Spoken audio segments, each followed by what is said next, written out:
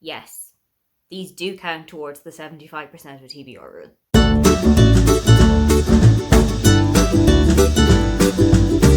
Hi, welcome, come on in. My name is Aoife and today I am going to lay out some series that I would like to try and get to in 2022. The only stipulation I'm going to set is that I would like to have read at least one book from every series that I'm going to lead out here. Some of them are going to be completely new. I will not have read anything for them for the first time.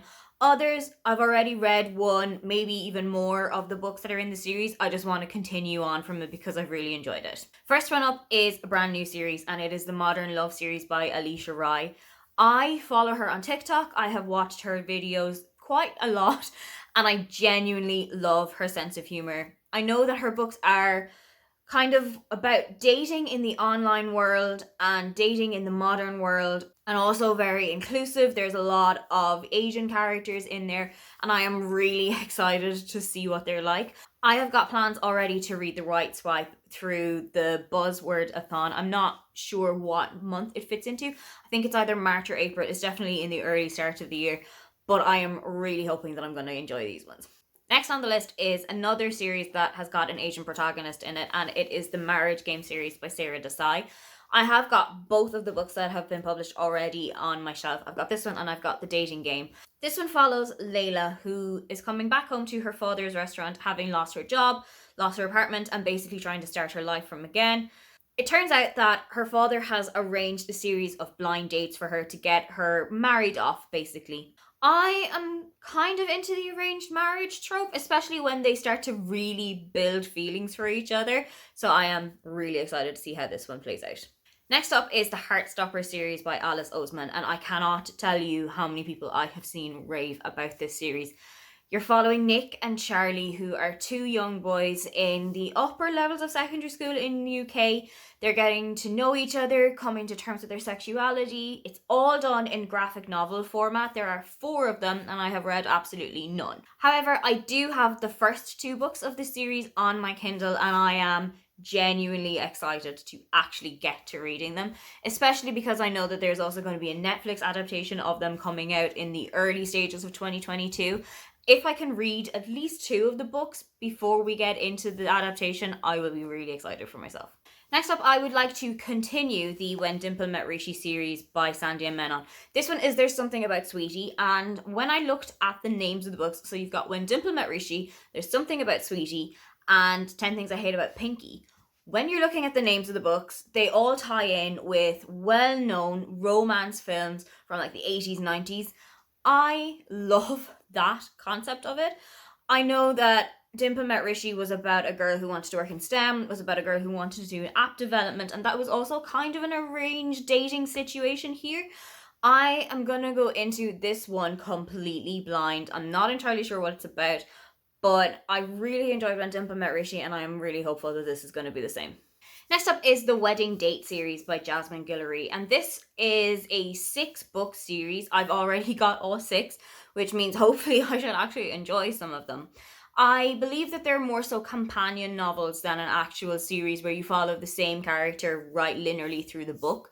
I know that a lot of people have really enjoyed Royal Holiday and When We Were Dating, which are the latest 2 books in the series, but I would like to go right back to the start, and I know that it is about an engagement party and 2 people meet at that, don't initially get along with each other, but it goes from a hate to love book. I'm kind of warming to hate to love at the moment, and I think it's something that I need to give a little bit more time to before I can make a definitive decision on whether it's a trope for me. The next 3 books are going to kind of bring me into something that's a little bit out of my comfort zone and something that I've never actually read before. Historical romance. I'll start with Well Met by Jen DeLuca, which is kind of an easygoing way into it in that it's a contemporary book set in our contemporary world, but that also features a Renaissance fair. The 2 main characters here are performers in a Renaissance fair in their local town. This, again, I believe is a hate to love situation. I was recommended to read this book by Paige from Pages to Page for my 15 before 30, and I really genuinely need to get to this one, so this is likely to be ticked off already. Then onto one that absolutely everybody has been talking about, and I know that there is a 2nd season of the Netflix adaptation coming out, so I have got to actually read this book. Bridgerton.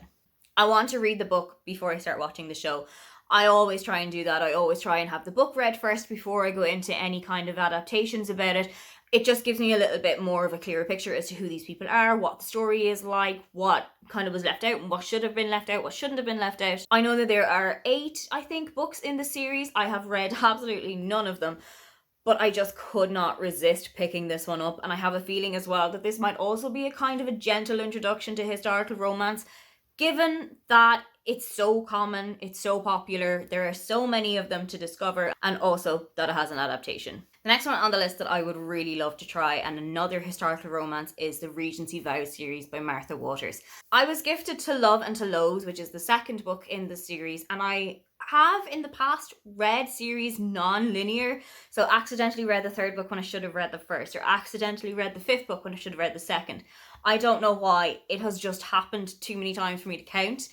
This time I would actually like to start from the start, which is To Have and to Hoax. I'll probably read that one as an audio book and then go into my physical copy of To Love and to Loathe, but I would absolutely love to at least read one of the series. Another series I would love to try and start this year is the Dial A for Aunties series by Jessie Sutano. Luckily, I have got plans for a buddy read with this one. Hopefully, I'm going to get to this one before Four Aunties and a Wedding comes out, because that is one of my most anticipated books of the year.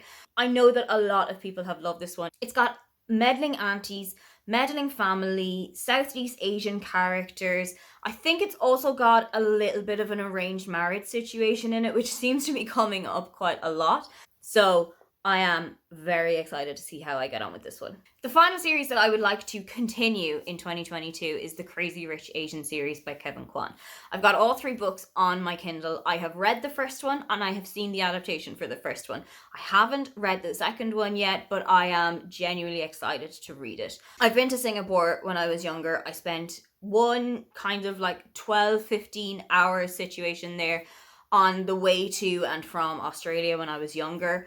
So being kind of brought back to Singapore, but seeing it a little bit more in depth, and also seeing the meddling family, the Southeast Asian vibes, I was really hooked by the first book in the series. When I saw that the second and third were also on a Kindle Daily deal about 6 or 7 months ago, I jumped straight on it. Those are some series that I am hopefully going to have read at least one book in by the end of the year. Are there any series that you would love to start or continue by the end of this year?